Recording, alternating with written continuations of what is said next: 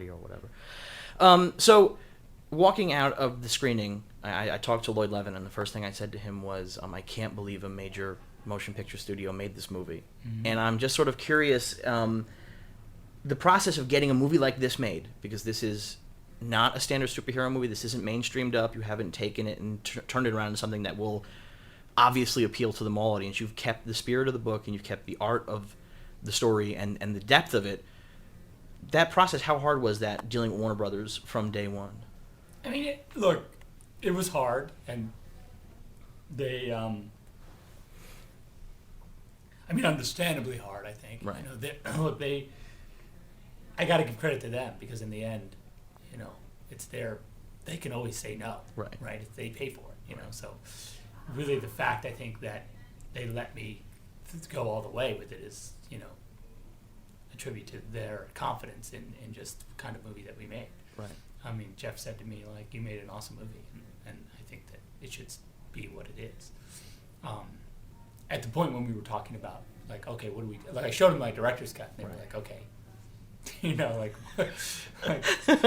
was interesting because, normally the way the process works is, you show the studio the cut, and then you're supposed to have a meeting, like, right after, like an hour after that. Right. Everyone gets their notes together and they talk about it. But they were like, we can't have, we can't, like, our brains are fried. So it was literally 2 days later that we actually sat down to talk about it. So it was pretty, and that's been my sort of, it's been funny that's been a typical reaction from, I just did press screenings in Australia, and the press had to come straight from the screening to talk to me.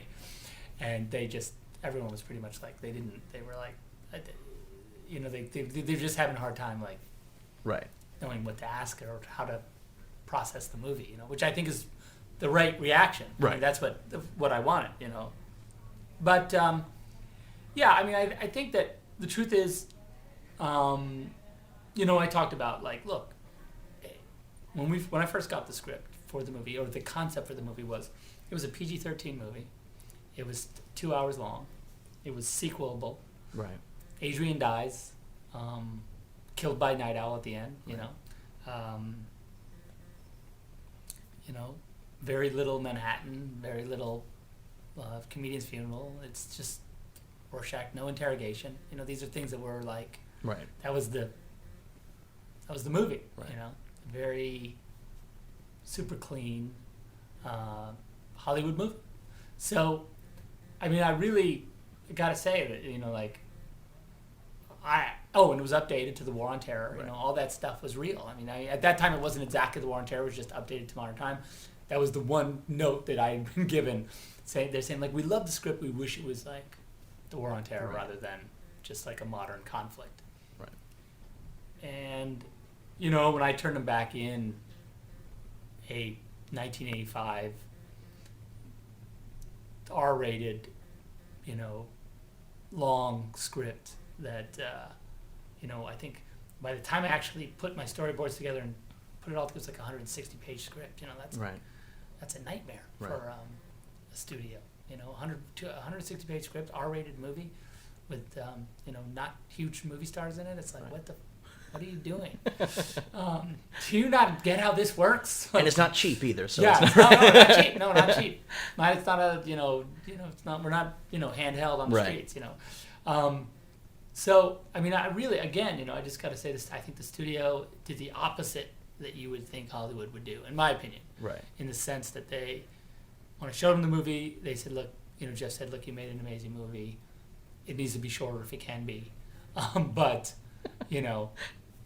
it's awesome, and even that, they were like, I'm not going to tell you what to cut. Right. That's your problem, which in some ways I wish they had said what to cut, because I could have blamed them a little bit. But that was the hardest part, really, was getting the movie down to the length it is now.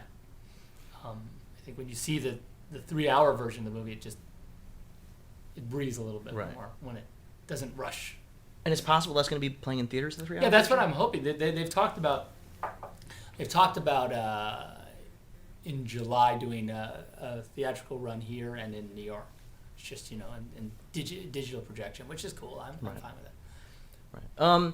I mean, you talk about cutting the things out. One of the things that's really interesting to me, and I know that probably this whole junk, it's been like, why did you cut this? Why did you cut that? One of the things interesting to me is a little change that you made, which is that you don't have Manhattan saying to Adrian, nothing ever ends. You have Laurie saying to Dan later on, and it's sort of, it recasts a lot of different things. I'm curious about that decision and that change. That decision was interesting to me.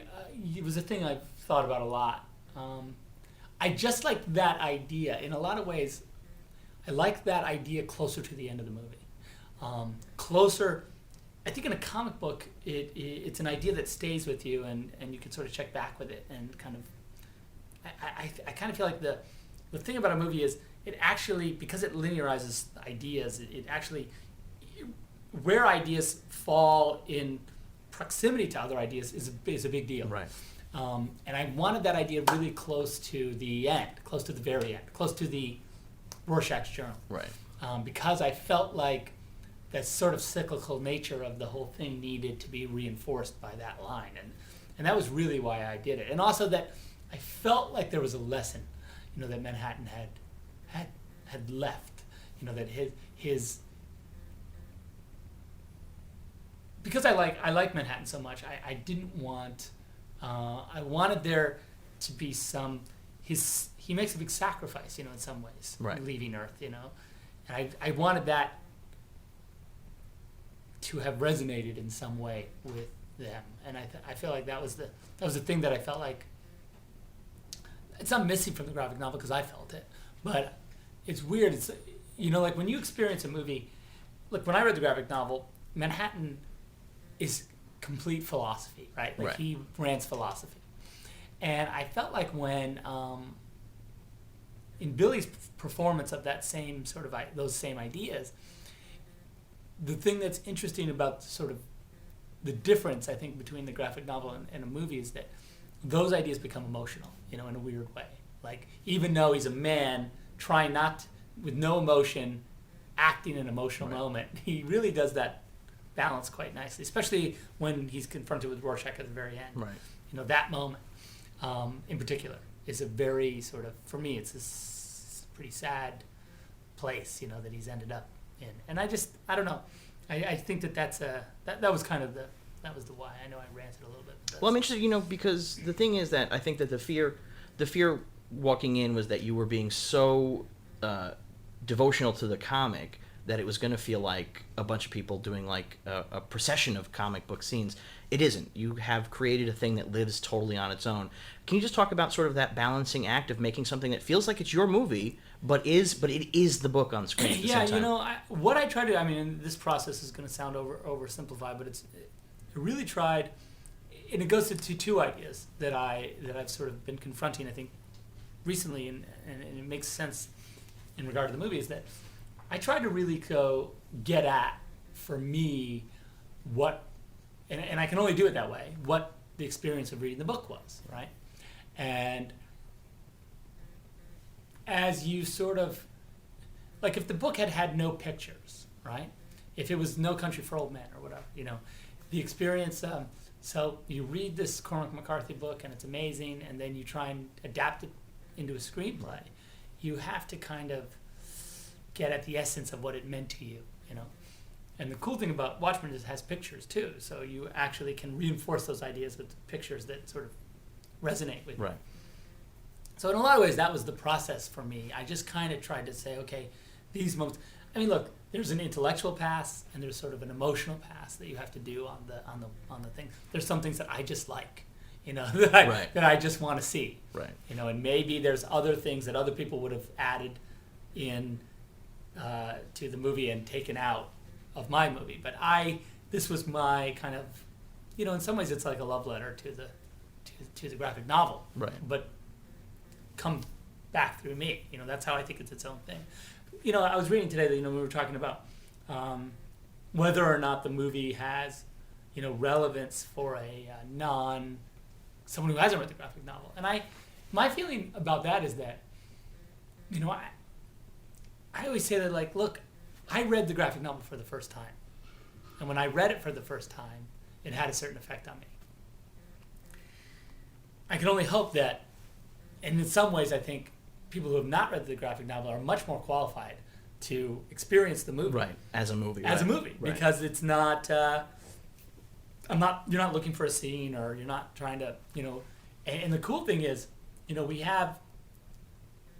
Your average moviegoer now is as qualified to appreciate sort of how the superhero genre and comic books and pop culture and cinema have all kind of like squished themselves together into Right. like a big ball of media weirdness, but and able to. I think if you pay, someone said like, how do you watch the movie? I'm just like, just pay attention, just watch it, like that's how you watch it, don't.